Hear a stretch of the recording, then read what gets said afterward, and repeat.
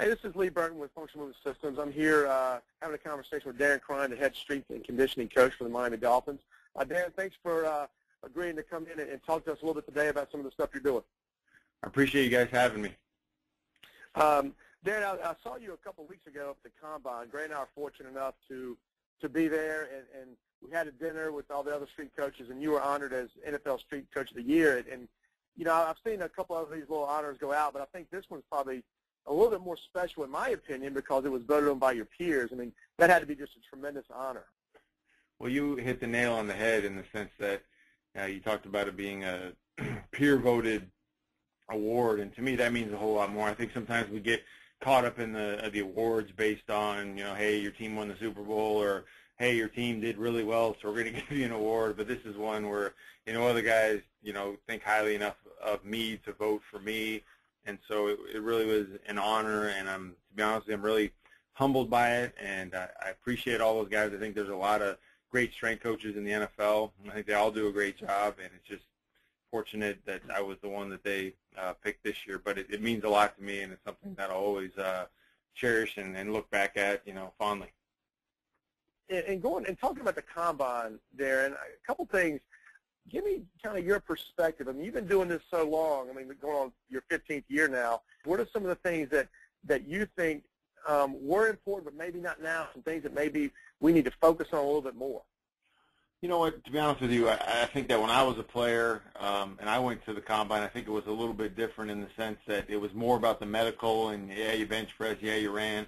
Now it seems to be even more about the performance side of it. And I think the Combine has done a pretty good job of, I remember, you know, going and having to do the bench press after, you know, I had to go through all the physical and all the doctors trying to sublux your shoulders and hyperextend your knee and all that sort of stuff to get you, see if you're you're hypermobile or whatever the case may be. And I remember thinking, man, this is not really easy after doing all that. So the Combine has done a good job of changing that up. But, you know, you're right, it has changed a lot. And I think the biggest change for me is that you see guys that, you know, may have been a second-round pick, and all of a sudden they've performed so well at the Combine now that they're, you know, a top 10 pick. And I don't know that there's, I don't know, for me, I'm a little bit skeptic to that because I feel like the tape and how you play is a bigger component than is how fast you run or, you know, how many times you do the bench press. I think sometimes a lot of the stuff that takes place at the Combine, not all of it, but some of it, you know, you can get really good at it,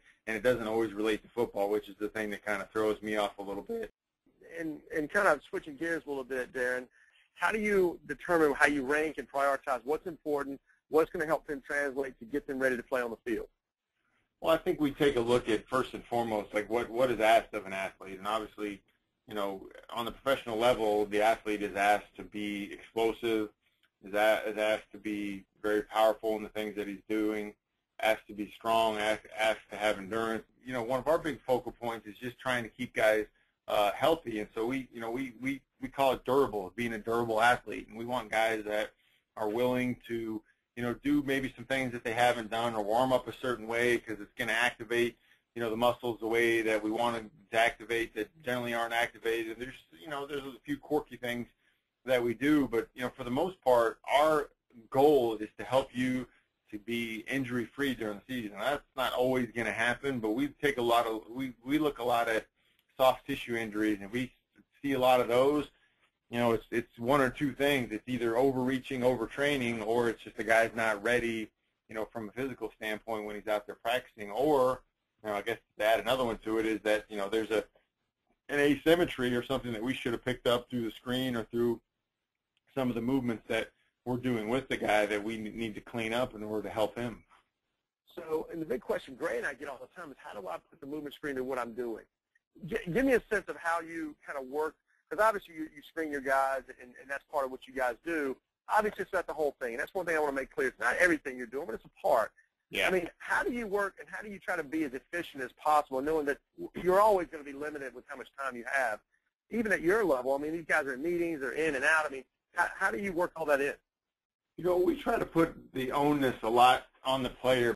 Here's shoulder corrective, here's inline lunge corrective, and it's got the guy's name, you know, on the board, and then he just goes to that area in the weight room, grabs the card, and starts working through that. And from there, they go to the workout. And then what we try to do is get him to do it, at the end of the workout, or maybe even better is what we ask guys to do is take a card home and do it at night while you're watching TV, or just spend some time and have some awareness and being focused on it. So as coaches, we sometimes think, hey, we have guys in the weight room, we have to get everything out of them. Yes, we do, but it's such a small time frame that we have to be able to utilize our resources and the relationship that we have with that individual and get them to do things at home, whether it's shooting them a text or talking about it first thing in the morning or whatever the case may be, just gaining that trust, building that relationship.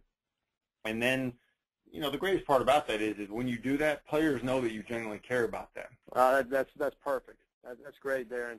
What are some of the things as a strength coach kind of fall in that same area, some things that you look at now that you didn't look at maybe 10 years ago? I think that involves looking at guys in the way that they walk, look at them from a lateral view, look at them from the way that they run, because if you think about it, the way you walk is pretty close to the way you're going to run, and the way your posture is pretty close to the way your posture is going to be when you're working out. And when you got a guy that's got a strong lordosis in his back, or he's up on the balls of his feet and everything he's doing, you just kind of know that there's going to be a little bit of a problem there. So I think probably more anything, just having an awareness of guys, when they're just moving around, walking around, but two, when they're moving, because we spend a lot of time, really mastering the fundamental movements of just body weight lunges, body weight squats, all that sort of stuff, and all of the dysfunction that you have tends to come out in that first. And so we try to get that out first and then kind of load it, because I think sometimes people get it backwards. They think, oh, we're going to squat and just put a bunch of weight on there. Well, if you're really terrible at squatting and you got crappy squat technique and you add a bunch of weight on, all you're going to have is crappy squat technique with a bunch of weight on your back. And so it just doesn't make sense. So we try to think about it a little bit more in reverse and try to just work on mastering the ability to do basic movements with your body and then build off of that. I think that's a huge piece right there, because I think even 15 years ago or so, people still thought you just had to lift as much weight as possible. And I think you even said earlier, at that level you're at, I mean, you're not going to get them that much stronger. Now it's just a matter of just trying to make them more durable, trying to get them to use better movement. They've already got the strength. Let's just use it a little bit better. And I think that's a huge thing to kind of get back to. It's always get back to the fundamentals. These guys are strong and powerful. Yeah, it really is the efficiency of the movement. Like I was talking to one of our players about this, the other day. I said, hey, if you think about it, if you're set up this way and you go out and run, think how much energy you have to expend to do moving from point A to point Z, and then you multiply that over a day, over a practice, over a day, over a week. But if you clean up that movement, you're so much more efficient.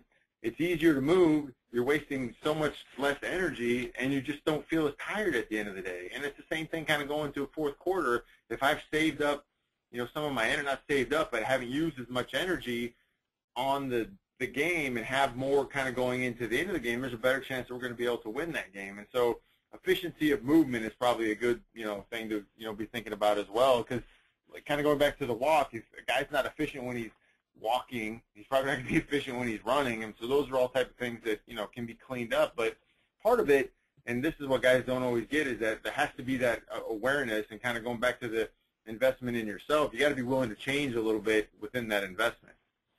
Right now, you guys are kind of in the off season, but I know that there's really, right now for you, there's really no off season. Is that right?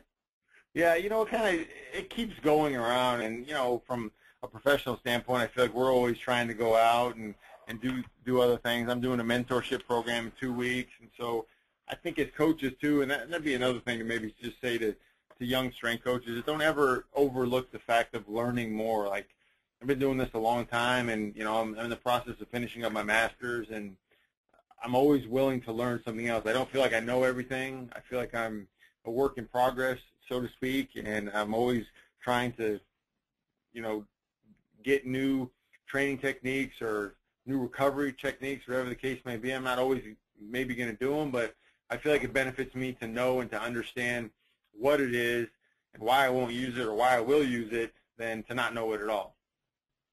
Dan, I think that right there is, in a nutshell, a great piece of advice. Everybody, all of us definitely have to take advantage of the people around us, take advantage of learning new things, and continuing to grow and do certain things. So, like I said, I appreciate you taking just a few minutes out of your busy schedule to join us, and I hope to see you soon, man. Thanks a lot. Okay. Thanks, Lee.